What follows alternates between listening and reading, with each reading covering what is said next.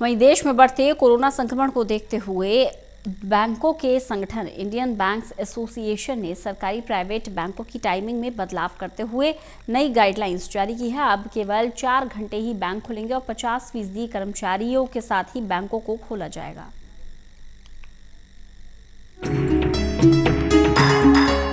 देश में कोरोना का संक्रमण तेजी से फैल रहा है। तमाम परिस्थितियों को देखते हुए आईबीए ने नई गाइडलाइंस जारी की है, जिसके तहत बैंक सुबह 10 बजे से दोपहर 2 बजे तक ही खोलने की सलाह दी गई है।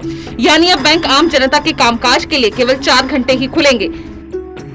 इस संबंध में आईबीए ने सभी राज्य स्तरीय बैंकिंग कमेटी को गाइडलाइंस भेजकर पालन करने के लिए कहा है। कोरोना की स्थिति सामान्य होने तक की व्यवस्था लागू रहेगी। इंडियन बैंक एसोसिएशन ने सभी स्टेट लेवल बैंकिंग कमेटीज को डायरेक्ट किया है कि वो बैंकों के काम के घंटों को सीमित करें। यानी अब बैंक की वर्किंग आवर्स 10 बजे से 2 बजे तक रहेंगी और उसमें भी लिमिटेड सर्विसेज, कैश जमा करना, क्लियरिंग के चेक जमा करना, सरकारी ट्रांजैक्शन करना, इस प्रकार की ट्रांजैक्शंस ही हो सकेंगी। ये एक बहुत स्वागत योग्य कदम है। उन्होंने दूसरा ये भी कहा है कि भाई बैंक अपने 50% कर्मचारी अधिकारियों के साथ सर्विस प्रोवाइड करें। हम सभी जानते हैं कोरोना महामारी के रहते बैंक कर्मचारी भी बहुत मात्रा में संक्रमित हो रहे हैं। इसलिए ग्राहकों से भी अनुरोध है कि कम से कम बैंकों में जाएं।